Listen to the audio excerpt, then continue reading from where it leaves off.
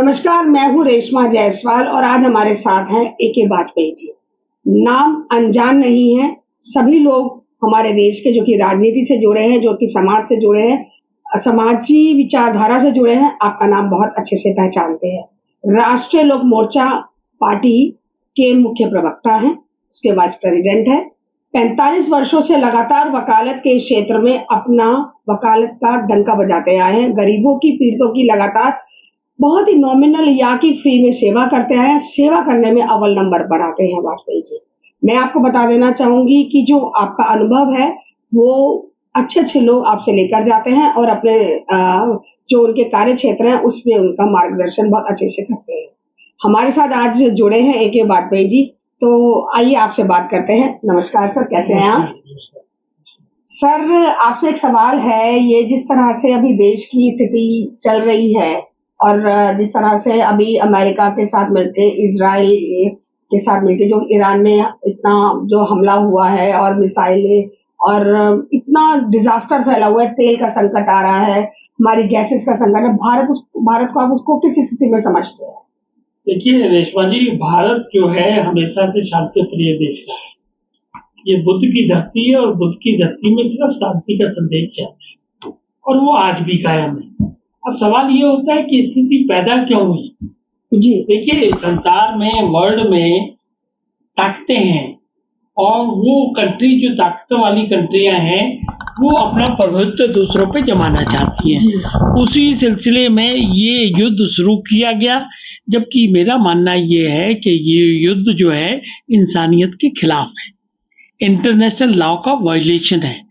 आप किसी भी सार्वभौमिक देश पर इस तरह से हमला नहीं कर सकते हैं और आपने हमला ही नहीं किया, आपने वहां के सुप्रीम लीडर की हत्या भी की है, वो भी इंसानियत के खिलाफ है। देखिए, विश्व में भी शांति होगी तभी विकास होगा, तभी इंसानियत जिंदा रहेगी। अगर युद्ध होगा, लोग मारे जाएंगे, मासूम बच्चे मारे जाएंगे, तो उसका नतीजा क्या निकलेगा? आज पूरा विश्व जो है परेशान है और उसमें भारत भी शामिल है। तेल के संकट से भारत जूझ रहा है, गैस के संकट आने वाला है, तो इनको समाधान करने के लिए सरकार सक्षम है, लेकिन उसके बावजूद भी भारत के लोगों को संयम बरतना होगा। भारत के लोगों को इस परिस्थिति में हर तरीके से तैयार भी रहना होगा। सरकार अपना काम करेगी, आपको अपना काम करना है। प्रधानमंत्री ने फटाफट कैबिनेट मीटिंग बुलाई और उसमें ये तय किया कि भाई आम आदमी को हम परेशानी नहीं होने देंगे। बहुत बड़ी बात है। सरकार चिंतित है, सरकार कदम उठा रही है, लेकिन जो परिस्थिति बन रही है उसमें हम नागरिकों को हर तरीके से जो कंट्रीब्यूशन हो सकता है वो करना पड़ेगा। कि जिस तरीके से अभी हाल फिलहाल सूत्रों से पता चला है कि भारत के पास अगर ऐसी स्थिति बनी रही विदेशों की युद्ध की, तो शायद 25 से 30 दिन का तेल या गैस उपलब्ध होगी। अगर भारत के राजनयिक जो हमारे तेल भंडार हैं उसको भी कैलकुलेट किया जाएगा तो 70 दिनों का है।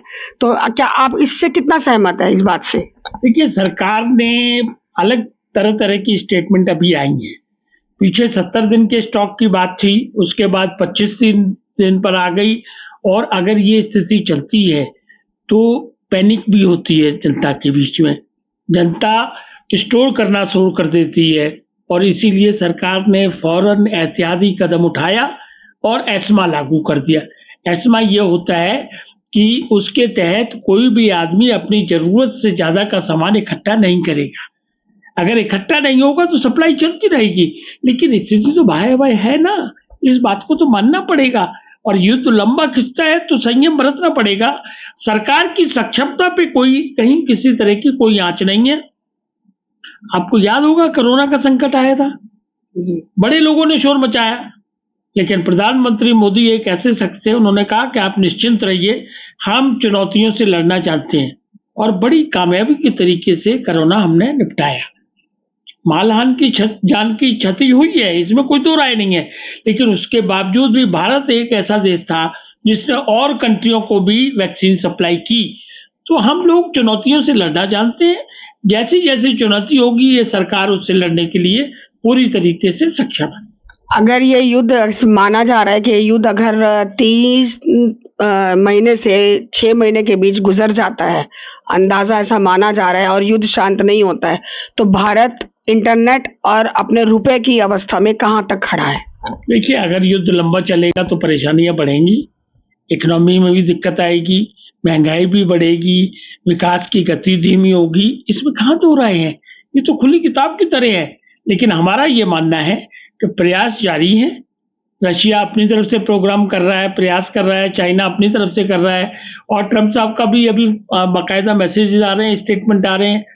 तो लगता है ऐसा कि युद्ध ज्यादा लंबा नहीं खींचेगा और शीघ्र ही इसका कोई समाधान निकलेगा, ये हमें उम्मीद रखनी चाहिए। एक आखिरी सवाल, देश की जनता को ऐसी स्थिति में क्या करना चाहिए जबकि देश का हर नागरिक इस समय पैनिक की सिचुएशन में आ गया है और उसको ये मालूम है कि बिना यातायात, बिना तेल और बिना गैस के कुछ भी नहीं हो सकता?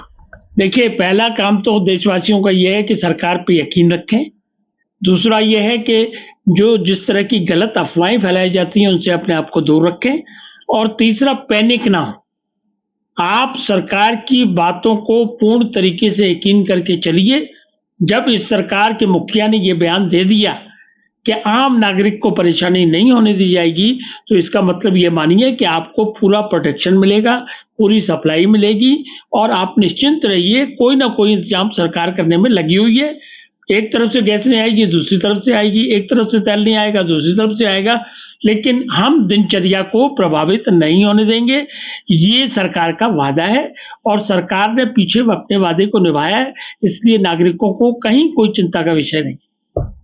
तो बहुत बहुत धन्यवाद। मैं आपको ये बता देती हूँ कि जिस प्रकार से अभी ए.के. वाजपेयी जी से बात हुई, और बहुत ही संयमता से और बहुत ही सोच समझकर हर शब्द को वाजपेयी जी ने बताया कि देश की जनता को पैनिक नहीं होना चाहिए। किसी भी प्रकार की जो स्थिति या परिस्थिति की अगर संकट की अवस्था देश के अंदर आती है तो उससे भारत सरकार निपटने के लिए और उसको सुलझने के लिए, सुलझाने के लिए लगभग तैयार है। जहाँ तक सवाल है कि तेल का संकट है या एलपीजी गैस का संकट है, वो इस प्रकार का संकट नहीं है जिस तरह से इंटरनेट पर और सोशल मीडिया पर रील्स के माध्यम से दिखाया जा रहा है।